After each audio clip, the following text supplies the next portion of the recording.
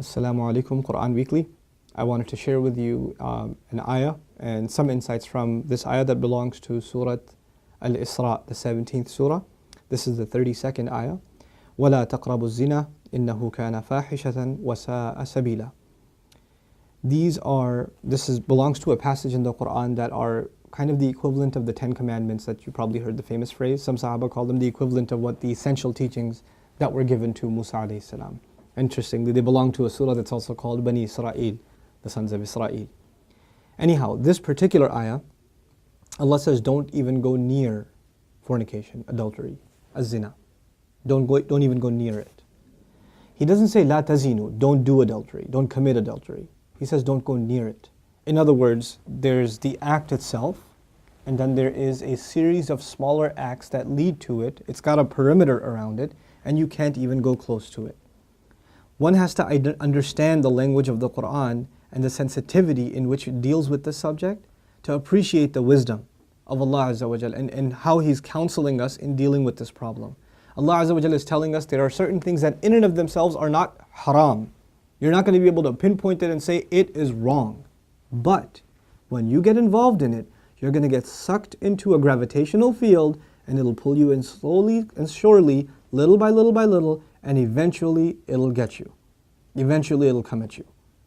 You know, one of the things we learn about shaitan that is remarkable to me is that he's extremely patient. He won't get you one shot. He'll come at you and he will put a little bit and a little bit and a little bit and a little bit until he destroys your character. He won't come and make you do the wrong thing right away. You know? Even in the story of Adam alayhi salam and Hawa, inshallah one day we'll do that story and some of the wisdoms from that story in the Quran. The way he approached them in Surah Al-A'raf is really interesting. He was relentless. It wasn't just one time. Like we assume that he just came and said, hey, tree, doesn't it look good? And he was gone. No. He was extremely relentless. And he kept at it and he kept at it and he kept at it and he built this idea in them until they would think it's their idea. You know? And when people start listening to shaitan, this is the same surah Allah Azza wa Jalla says, Inna ibadi laysa laka alayhim sultan. My slaves, you're not going to have any authority over them. In other words, people who really submit to Allah, He will not have authority over them. But others, الشَّيْطَانُ يَعِدُكُمُ الْفَقْرَ وَيَأْمُرُكُمْ بِالْفَحْشَاءِ Surah Al-Baqarah. He will command you to do shamelessness. In other words, when you listen to him a little bit, you've granted him a little bit of power. When you listen to him a little more, you've granted him a little more power. And if you keep on listening to him, he gets to the point where he can command you. You will find yourself, I can't even help myself, Brother Nouman. I can't even help myself. I don't even know. I don't know how to turn the computer off. I don't know what makes me do that every night.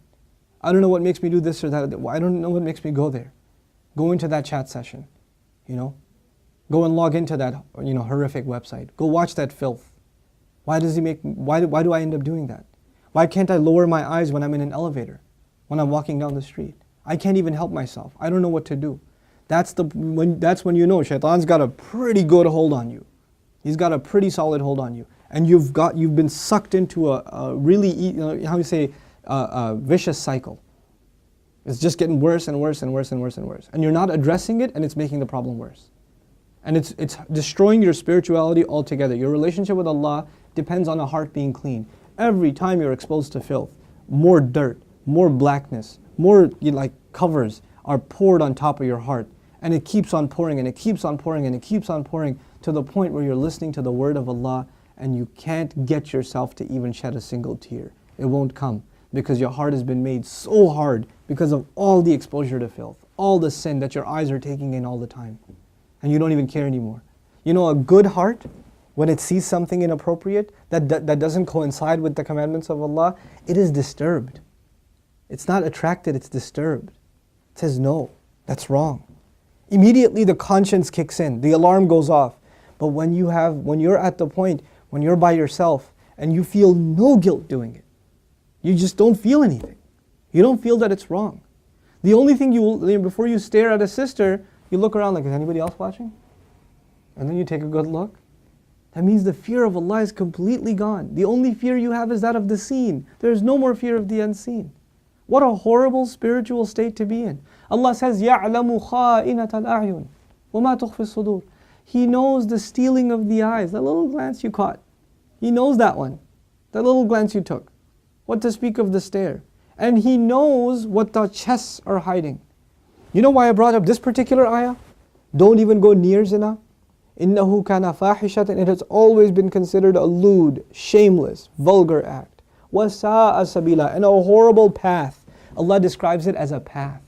A horrible path. In other words, a path has steps. Right? A path is made up of steps. You have to identify which step you're in. What makes you get into this? You know, and for each of you, there's a process, there's a cycle. You're in a room by yourself. You know, you're after school. You've got a couple of hours before your parents get home. You know, you're among a bunch of friends that don't have any standards. You have to identify what leads you to this sin every time, and you have to cut it in its tracks. You have to stop going down that path. وَسَاءَ سَبِيلًا. What's amazing to me about this ayah, where it's situated. Right after this ayah, Allah says, don't murder people.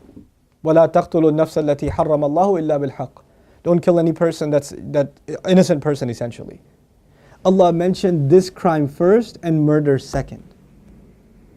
Can you think of that? Like, we think of murder as this huge crime, right? But Allah says, when you violate the dignity of a human being, that's fahsha. Looking at a human being in that way is violating your own and their dignity. And when we kill a person, we have violated their physical, you know, their right to life. So there's the spiritual murder, fahsha, and there's the physical murder, qatl. There's two kinds of murder here. So Allah mentions the spiritual murder first.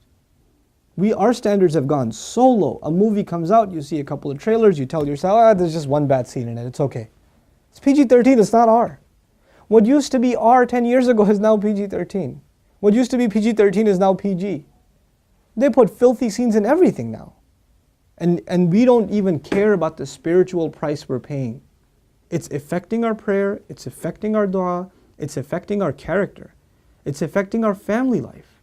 It is. And we don't care. We just think, hey, that's life, bro, come on, live in the times.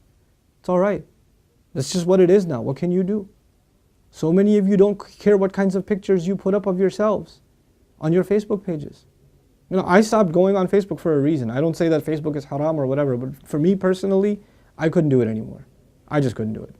You know, I stay in, you know, we'll put something up on our Bayna thing, like an announcement or this or that. But for socializing, just the things I saw were so disappointing. Like, how can you do that? You're Muslims. How can you post pictures like that? You know, have dignity for yourself. Have dignity for your family. Guard your gaze. You know, start with your eyes. The zina of the eyes, and everything else goes from there. Everything else goes from there. Inshallah ta'ala, I want to talk to you about this subject at length and do little small snippets and maybe portions from the Quran that deal with this subject. But the last thing I'll tell you today, inshallah ta'ala at least, is something about the word fahisha, which I'm translating as shamelessness or lewdness or vulgarity. The Arabic language has roots that are close to each other. Wahish and fahish. Wahish actually means wild animal. Fahish means someone who acts like a wild animal. Shamelessness is described as behavior close to animal behavior. Allah has dignified us as human beings. The punishment of Adam alayhi salam was his clothes were removed. Our mothers and our fathers' clothes were removed. That was a punishment from Allah. And immediately they recognized that they need to cover themselves. They didn't learn to cover themselves from a society. It wasn't society that taught them to be shameless. You know, nowadays your anthropology professor will tell you, you know, it's society that makes us dress in clothes. You know, it's a sociological thing. We learn to dress and cover ourselves over history, but naturally we're just supposed to be the way we are, like all other animals. Adam alayhi salam didn't learn anything from any society. He was given a consciousness, and the moment his clothes were removed, he's trying to cover himself. Our mother's trying to cover herself. We are supposed to be a people that guard ourselves with covering, and we dignify others by not looking at them. Even if they don't have dignity for themselves, we should have dignity for them and not look. Because they are in the end a creation of Allah. Even if they're a disappointing creation of Allah, they are a creation of Allah. And we have more respect for ourselves and for humanity in general to not look at it as animals look at other animals. May Allah Azza wa Jal make us spiritually healthy and alleviate us from this growing and ever increasing spiritual problem, and that is of not being able to lower our eyes. And may Allah not allow us to be in company and in situations and involved in activities that lead us more and more towards this horrible, horrible path. May Allah Azza wa Jal clean our way or ease our way to a purer and healthier spiritual life. Barakallahu li wa lakum. Wassalamu alaikum, Quran Weekly. Assalamu alaikum, Quran Weekly. The Prophet ﷺ told us, "Ad-dallu ala al-khayr kafa'ilihi." The one who points to something good gets the same reward as the one who did the good itself. Do me a favor and do all of yourselves a favor and share in the goodness if you benefited from these talks and these videos. Make it a point to share them with friends and family and get the word out. This is such an awesome project. I really, really appreciate the effort Quran Weekly folks have made. And I pray that Allah blesses them even more and brings even more and more good from them. These kinds of efforts, Allah tells us whoever doesn't thank the people hasn't thanked Allah. The hadith of the Prophet ﷺ teaches us that. So we should do that. We should appreciate the effort that's being made here. And the best way to appreciate their effort is to help them get more reward and get yourself more reward at the same time by spreading the word, inshallah ta'ala. Thank you again. Wassalamu alaikum.